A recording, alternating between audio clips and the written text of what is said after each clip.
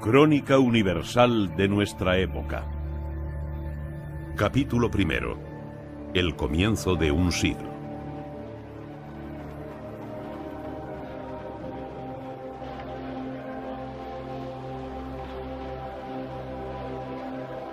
A lo largo del último tercio del siglo XIX, el mundo vivió en paz. Una paz inestable y escasa, pero era paz.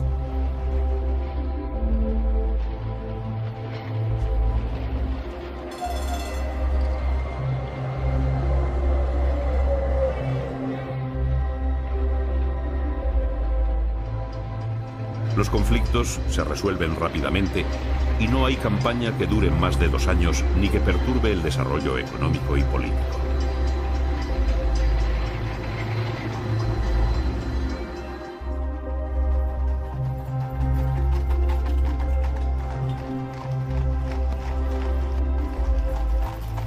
No obstante, el horizonte dejaba adivinar que la inestabilidad futura iba a estar en el antagonismo económico en un momento de la historia en el que la economía se había convertido en base de las relaciones internacionales.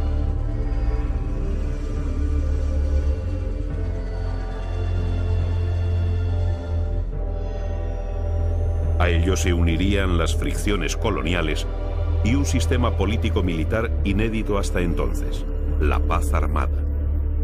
Este panorama acrecentó rivalidades y recelos, tanto que cuando en 1898 Nicolás II hizo un llamamiento al desarme, Alemania llegó a decir que todo era una trampa rusa. El ultranacionalismo contribuyó al desequilibrio europeo de finales del XIX. Rusia hablaba de paneslavismo, de rusificar Polonia. Alemania de pangermanismo, de germanizar Lorena, región francesa cedida en parte a Alemania en 1871, germen de futuras discordias. Y en Italia se puso de moda un concepto nuevo, el irredentismo. A su vez, los estados balcánicos trataban de organizarse. Esta hipertrofia del sentimiento nacionalista agudizó los problemas que estallarían de lleno en el siglo XX. Europa Central estaba en vísperas de ebullición por la política antieslava de Austria-Hungría en Bohemia. El orgullo nacional, el chauvinismo, no tardó en dejarse notar. A excitar los estados de ánimo contribuyó la prensa. El nacionalismo se defendía desde trincheras de papel, arsenal de palabras que, exagerando la bondad de lo propio y ridiculizando a los demás, caldeó el ambiente. A su vez, el ansia por conquistar mercados, propia del imperialismo económico, fomentó la intranquilidad y a finales del XIX todos querían lo mismo, colocar sus productos y acceder a las materias primas del mundo subdesarrollado. La política occidental estuvo imbuida de un complejo de superioridad con respecto al resto del mundo. Las ansias de dominio territorial obedecían al interés desmedido en forjar nuevos imperios. Los intereses comerciales y económicos lo demandaban en un momento de la historia en que Europa era un patio de vecindad comparado con la inmensidad de África y Asia. La apertura del Canal de Suez y los descubrimientos en África hicieron que Inglaterra, tras una serie de incidentes cínicamente planeados, se apoderara de Alejandría y El Cairo en 1882, quedando Egipto bajo su soberanía, que en 1885 se extendió al Sudán, colonizó Nigeria y poco después pertenecían al Imperio Británico Uganda, la costa de Zanzíbar, la colonia de El Cabo y los países de la cuenca media del Zambeze hasta el lago Tanganica. Inglaterra se hacía con las tierras más ricas, desde Egipto al África del Sur, en una ancha franja solo interrumpida por el Congo belga y las colonias alemanas de África del Este. En 1881 los Boers se levantaron contra los ingleses en el Transvaal. El primer ministro William Gladstone devolvió la independencia a los insurrectos, no sin escandalizar a la alta burguesía inglesa, que no veía bien a Gladstone ni a sus ideas de ampliar el sufragio, conceder autonomía a Irlanda, democratizar la enseñanza y la administración y dar la independencia a algunas colonias. Las colonias eran signo externo de poderío. La Tercera República Francesa, con políticos como Jules Ferry, dio a este país un imperio colonial a partir de 1880. Completó la ocupación de Indochina con la toma de Tonkin en 1885 e integró en esta colonia el territorio de Laos tras haberse anexionado en 1888 Birmania. Jules Ferry, ministro de Asuntos Exteriores francés, lo expuso así en 1885 ante el Congreso de los Diputados. Señores, una colonia es un mercado. En África, los franceses impusieron su protectorado en Argelia y Túnez desde 1881. Tras la conquista del desierto, extendió su dominio sobre el Senegal, Sudán Occidental, 1894, y Madagascar. En 1882 conquistó el reino de Dahomey en el Golfo de Guinea y pasaron a formar parte del Imperio francés Gabón y Chad, gran parte de Marruecos, Mauritania y territorios en el corazón del continente y en su costa atlántica. Portugal no salía mal librada. Gracias a su tradicional alianza con Inglaterra, consolidó Angola, Mozambique y algún trozo de la Guinea junto al río Gambia. También Alemania. Aunque llegó tarde al reparto, su imperio colonial llegó a alcanzar gran entidad. Italia se contentó con el desierto de Libia y la lejana Somalia. Y a España se le reconocieron los derechos sobre la 10ª parte de Marruecos, parte del Sáhara y un trozo de selva en Guinea Ecuatorial. En 1897, coincidiendo con el jubileo de la reina Victoria, que aquel año celebraba su 60º aniversario en el trono, la India sufrió una terrible epidemia de peste. La colonización inglesa se distinguió siempre por su rapacidad y racismo. Nadie quería quedarse atrás en el reparto. Los Estados Unidos se apoderaron en 1893 de las Islas Hawái. Aquel mismo año, Inglaterra pedía la mediación de los Estados Unidos con Venezuela por el asunto de la Guayana, pero Cleveland recordó a la reina Victoria la doctrina Monroe, América para los americanos, que quería decir América es para nosotros. En 1871 finalizó la Guerra Franco-Prusiana, conflicto que puso las bases políticas del siglo XX con la vuelta de Francia al régimen republicano y el nacimiento del Imperio Alemán con Bismarck como canciller. Para mantener el equilibrio se creó un sistema de alianzas secretas y nacieron los bloques. Era el sistema Bismarck, cuya figura dominó hasta 1891. El canciller de hierro se propuso consolidar la integración de Alsacia-Lorena en el Segundo Reich y buscó aislar a Francia formando la Triple Alianza, o de los emperadores Guillermo I de Alemania, Alejandro II de Rusia, que moriría en atentado el 13 de marzo de 1881, y Francisco José de Austria. El miedo al aislamiento llevó a Alemania a un pacto con Austria para protegerse de Rusia y de Francia. Por doquier se veía amenazado el prestigio nacional. Las alianzas secretas y la exageración nacionalista desestabilizarían la vida política del siglo XX. El relevo generacional de finales de siglo acentuó las diferencias y agravó los problemas. En 1890 dejaban la política Bismarck y los hombres que con él habían forjado la unidad de Alemania, y accedía al poder una generación ambiciosa que con Guillermo II pretendía la hegemonía mundial para el Reich. El antagonismo internacional era tal que una pequeña chispa podía desencadenar un gran incendio. Así, un rosario de pequeñas guerras localizadas jalonaron el fin de siglo. En Oriente, la guerra chino-japonesa se encendía tras una revuelta popular en Corea, donde su soberano pidió ayuda a China y Japón. El Japón envió tropas en julio de 1894, pero en vez de ayudar al soberano, lo derrocó, obligando a su sucesor a declarar la guerra a China. Los japoneses se impusieron a los chinos en Pyongyang y cruzaron el río Yalu, ocupando Port Arthur. Pekín firmó con Japón el Tratado de Shimoboseki en abril de 1895 y cedió Formosa y la península de Port Arthur. Rusia, apoyada por sus aliados occidentales, obligó al Japón a abandonar Port Arthur. Era el germen de la ocupación rusa de Manchuria en 1900. Guerras pequeñas, pero guerras y violencia al fin. Mientras los italianos se empeñaban en conquistar Etiopía, defendida por su rey Menelik, en Creta estuvo a punto de estallar un conflicto de incalculables dimensiones al apoyar Jorge I de Grecia la revuelta antiturca en febrero de 1897. En España, aquel año fue asesinado el presidente del gobierno, Antonio Cánovas. La guerra con Norteamérica, tras el hundimiento del Maine en la bahía de La Habana, acabó con la vida confiada de la Restauración. El siglo terminaría con el asesinato de Humberto I, rey de Italia, y la entronización de Víctor Manuel III. Los años que van de mediados del 19 al inicio del 20 fueron cruciales. En aquel breve lapso de tiempo cambió el mundo. Una palabra se alzó con el protagonismo de la época: progreso, voz mágica que lo resumía todo. El tren alcanzó un desarrollo extraordinario. 500.000 de kilómetros de vías rodeaban el mundo y su auge disparó la economía y dinamizó la actividad comercial de países emergentes como el Canadá, cuyo Canadian Pacific unía en 1876 el Atlántico y el Pacífico. Rusia construyó el Transiberiano en 1891 con un recorrido de 7.500 kilómetros.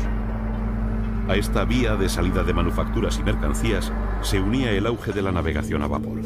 Los transportes bajaron sus precios hacia 1898 a la mitad. A finales del 19 se potenció la agricultura. Inmensos territorios fueron roturados. Era tan sencillo. La tierra apenas costaba nada y sus productos llegaban con rapidez y a bajo coste a los mercados. Se había inventado la cosechadora y en 1889 se empezó a fabricar el tractor de petróleo. Los emporios agrícolas americanos, la ingente producción de Rusia, que compró con trigo sus primeras máquinas e instaló las primeras fábricas, la iniciativa india para racionalizar sus cultivos de cereales, la lana australiana, la enorme producción cárnica del cono sur americano, que se vio potenciada a partir de 1875 con los mataderos frigoríficos creados poco antes por Daniel Holden. Todo este boom agropecuario de un mundo emergente, que contaba con extensiones gigantes, fue en detrimento de los países europeos. Inglaterra, que en 1890 era autosuficiente en trigo, en 1900 importaba el 60% del cereal. Algo parecido sucedería en Alemania y otros países europeos debido al éxodo del campo a la ciudad, donde las fábricas requerían mano de obra en un momento de fuerte emigración europea a Estados Unidos, Canadá, Australia, Argentina o Brasil. De enorme importancia para comprender la historia del siglo XX fue que Alemania se convirtiera en la primera potencia industrial europea, doblando a Inglaterra en producción de carbón y produciendo 5 veces más hierro y acero. Era el motor de Europa.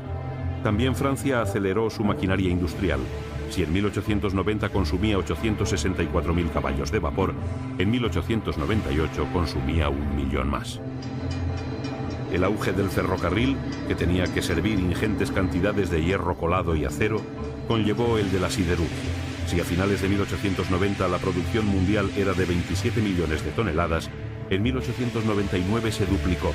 Lo mismo sucedía con el acero, lo que produjo hacia 1890 una segunda revolución industrial. Surgieron industrias nuevas basadas en la aplicación del motor de explosión, la electricidad, la química. Nada iba a ser igual. Comenzaba una nueva forma de colonización, la industrial y económica. Se creó una economía monetaria que generó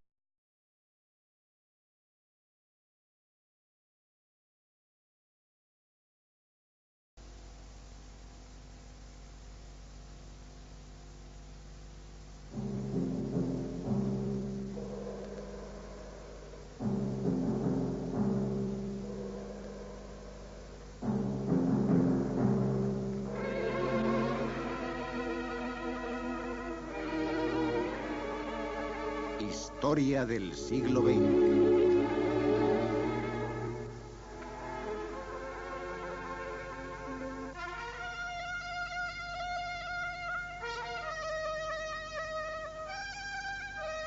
Prosperidad y quiebra.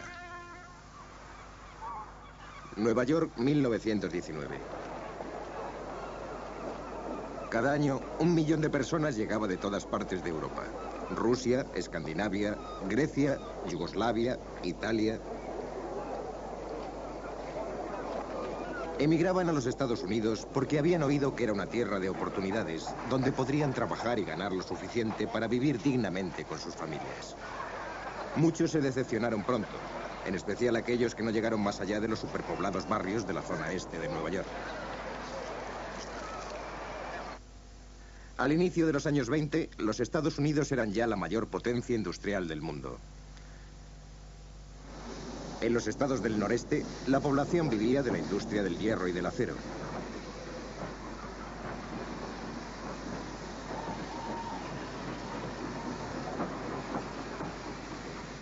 En las praderas del Medio Oeste, que eran buenas tierras agrícolas, se producían cereales en abundancia.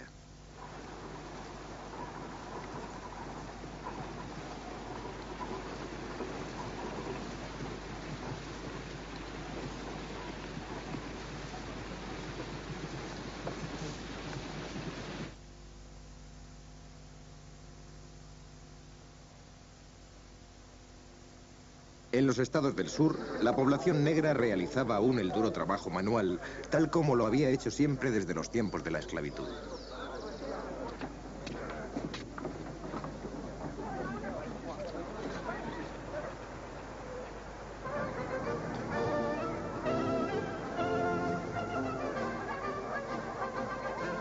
En 1919, los norteamericanos dieron la bienvenida a sus tropas que habían ayudado a vencer a los alemanes en Europa.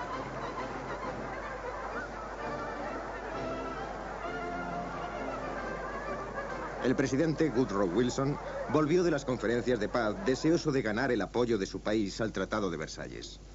Quería que América se uniera a Europa y a otros países en una gran sociedad de naciones con el fin de evitar futuras guerras. El presidente partió para hablar a las gentes de ciudades y pueblos de todos los estados de la Unión y conseguir que apoyaran su proyecto.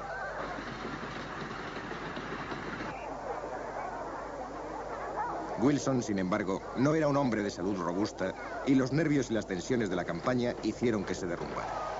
Su sueño de que América formara parte de la sociedad de naciones no llegaría nunca a hacerse realidad. América quería estar aislada de Europa y su presidente terminó el mandato en una silla de ruedas. El Congreso rechazó la incorporación a la sociedad de naciones. América no deseaba tomar parte en los asuntos europeos.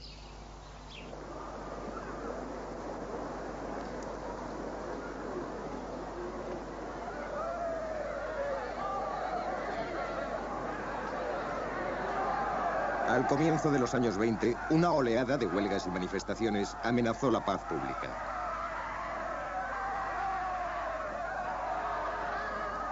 Muchos americanos estaban convencidos de que los comunistas y los anarquistas tramaban una revolución en América. Estos dos italoamericanos, Sacco y Vanchetti, fueron arrestados en 1920 sin pruebas suficientes, acusados de robo y homicidio. Se sabía que eran anarquistas y el jurado los declaró culpables. Ambos fueron condenados a la silla eléctrica. En esta atmósfera de violencia y tensión, miles de inmigrantes recién llegados fueron obligados a abandonar el país, aunque no hubiesen cometido delito alguno. En 1920, Warren Harding fue nombrado presidente. Harding prometió que América sería lo primero. Él había sido propietario de un periódico en la pequeña ciudad de Marion, en Ohio.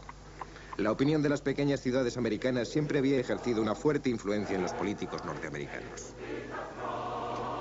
Fue la presión de estas pequeñas ciudades, y especialmente de sus mujeres, lo que provocó la famosa enmienda 18ª de la Constitución, la prohibición de comprar y vender bebidas alcohólicas. A las tabernas se las llama el Club del Hombre Pobre porque mantienen a sus miembros y a sus familias en la pobreza. Si piensas que la compraventa de alcohol perjudica más que beneficia, ¿a qué esperas para detenerla? Cerrad las tabernas. Los carteles que anunciaban la prohibición intentaban convencer a los americanos de que el pecado, igual que la ginebra, podía ser válido. A pesar de la prohibición, para muchos americanos, empezaban los buenos tiempos. El país tenía ya más coches que el resto del mundo junto, y el automóvil se convirtió en el símbolo de una industria que crecía a pasos agigantados. El dueño de un automóvil no solo se ganaba el respeto de sus vecinos, sino que también encontraba una nueva fuente de placer y aventura para toda la familia. Los americanos empezaron a descubrir lo que había más allá del jardín de sus casas.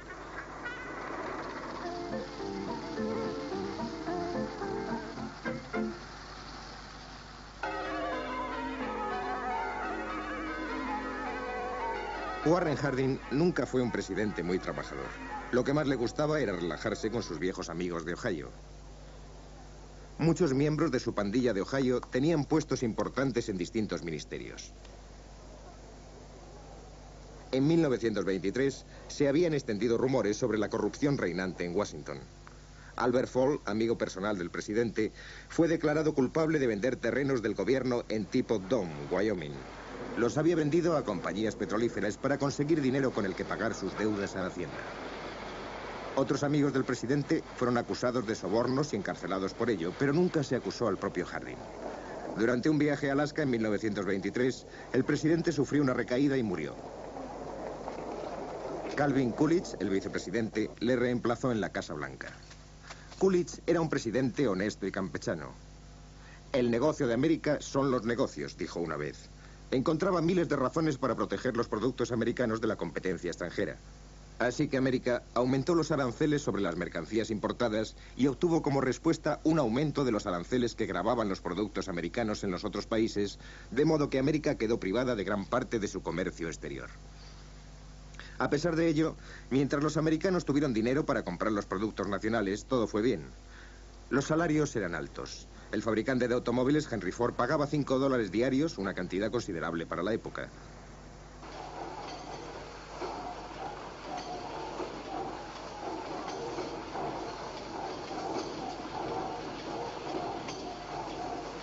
La industria del automóvil era con mucho la mayor del país y servía de estímulo a otros tipos de industria. La del caucho, la del vidrio, la del acero. Las fábricas de Henry Ford en Detroit, con sus enormes superficies de cadenas de montaje, sacaban al mercado un Ford modelo T cada 3 minutos.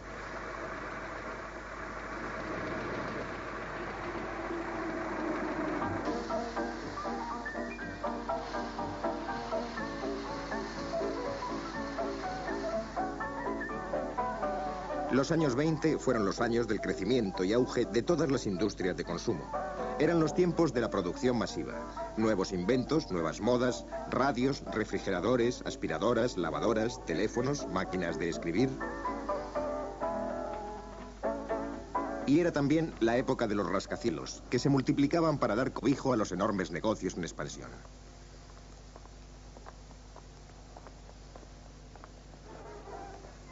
La sociedad americana era incitada a consumir más y más.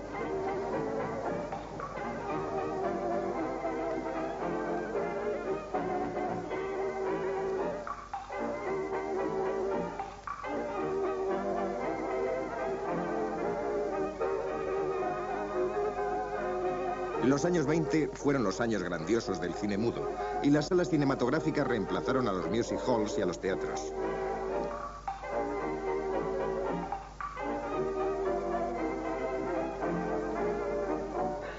Eran los años dorados de la comedia y de las bufonadas y travesuras de Harold Lloyd.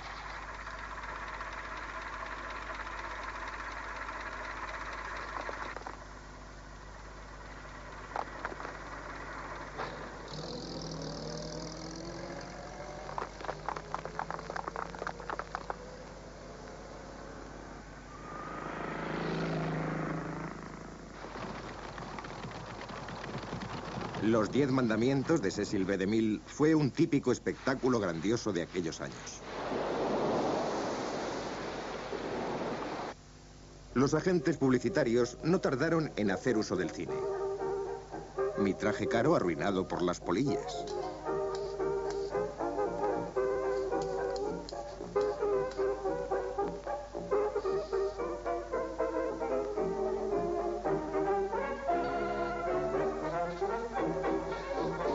Los programas de radio ponían anuncios para llegar hasta las personas que estaban en sus casas y los vendedores intentaban demostrar las ventajas de sus productos.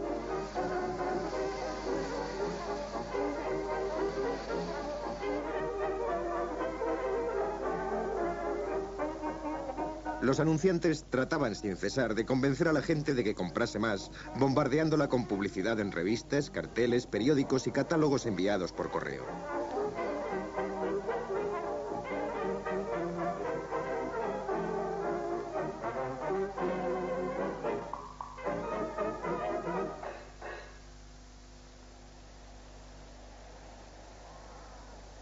Pero carecía de sentido que los anunciantes intentasen llamar la atención de una gente que a duras penas conseguía mantener a su familia para que comprase radios, teléfonos o coches.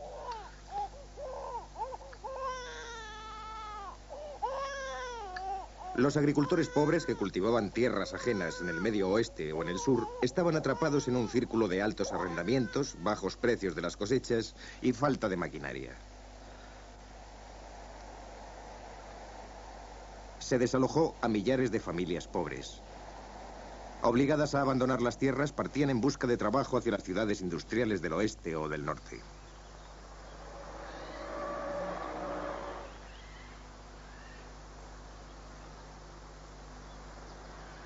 La población negra seguía llevando la peor parte. No había conseguido avanzar en la escala social desde que en 1865 acabó la esclavitud. En el sur y en el medio oeste, el siniestro Ku Klux Klan seguía sembrando el terror en el corazón de las gentes.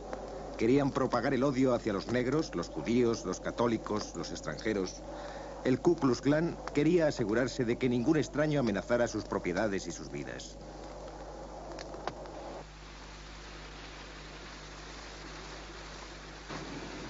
Los cereales abundaban en los campos americanos, pero los precios eran desastrosamente bajos.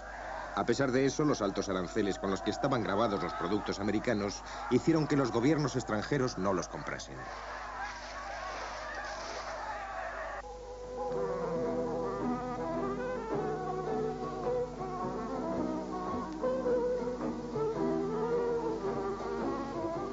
Agricultores desahuciados y desempleados de todo tipo vagabundeaban por el país. Eran los hobos, vagabundos. Viajeros que intentaban ir en los trenes sin pagar y buscaban trabajos temporales regresando a la ciudad para pasar el invierno.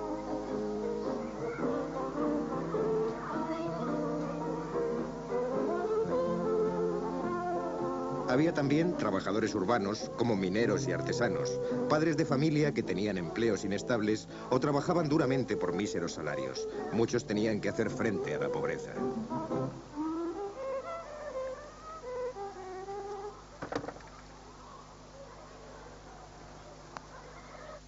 La prohibición de la venta de alcohol fue una ley poco respetada. Los bares y las tabernas eran ahora ilegales, pero los locales clandestinos se multiplicaban por todas partes. Los agentes federales confiscaban todo el licor que encontraban, pero estos agentes estaban mal pagados y a los gánsteres que se enriquecían gracias a la prohibición les resultaba fácil sobornarlos. Los gánsteres organizaban el negocio del alcohol ilegal a gran escala. Sus subordinados fueron arrestados a veces, pero no así los peces gordos. Al Capone, el gánster de Chicago, ganó más de 60 millones de dólares con el negocio de la venta de alcohol en el año 1927. Chicago era su feudo. En esta ciudad, el jefe de los gánsteres era el que pagaba y controlaba a los funcionarios del ayuntamiento. Ya casi en 1929, los negocios seguían en auge. Parecía haber mayor lujo y consumo que nunca. La nación entera semejaba una enloquecida Wall Street. Todo el mundo compraba a crédito, incluso las acciones. Los pequeños comerciantes y los limpiabotas pujaban para conseguir acciones y las compraban a plazos a través de agentes de bolsa callejeros con un pago inicial de pocos dólares. Todo se compraba a crédito y todo el mundo vivía de los beneficios que otros esperaban obtener.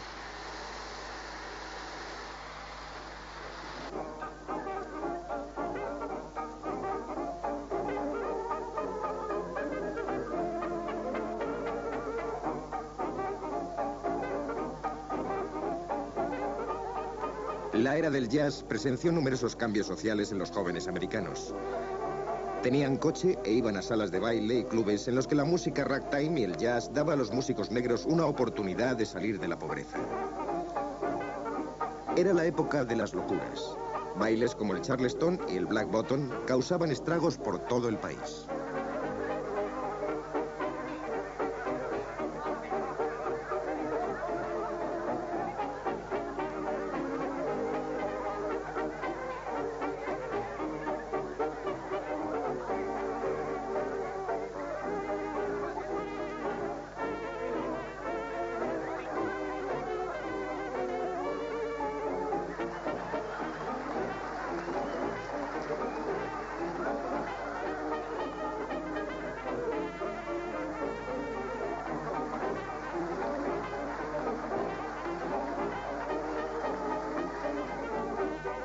Sin embargo, ya había algunas señales de peligro. La gente no veía razón alguna por la que el mercado de valores no pudiera seguir subiendo el precio de las acciones y produciendo mayores beneficios a los accionistas. Pero la confianza se vino abajo el día que varias compañías quebraron. Era el 24 de octubre de 1929. Cundió el pánico y la gente empezó a vender sus acciones y valores a cualquier precio. Casi unos 13 millones de acciones cambiaron de mano aquel primer día, pero durante los días siguientes los precios cayeron en picado.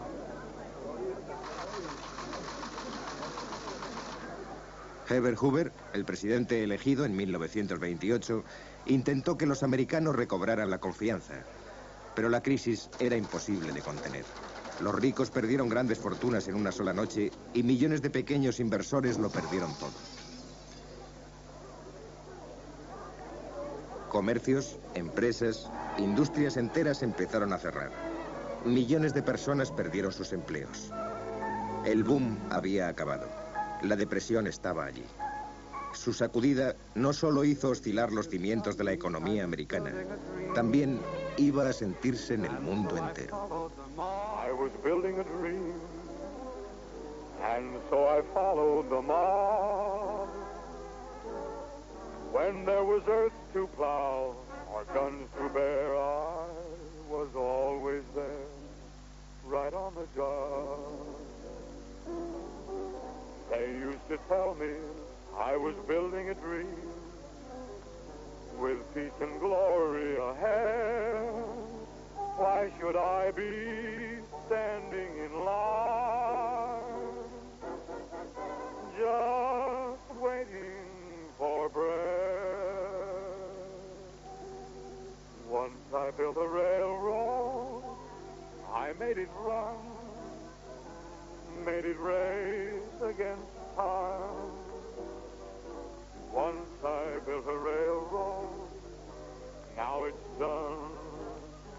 Brother, can you spare a dime? Once I built a tower up to the sun, brick and rivet and lime. Once I built a tower, now it's done. Brother, can you spare a dime? Once in khaki suit, ah, gee, we looked swell, full of that Yankee doodly-dum. 500,000 boots went slugging through hell, and I was the kid with a drum. Oh, say, don't you remember, they called me Al, it was Al all the time. Hey, don't you remember? I'm your pal, buddy, can you spare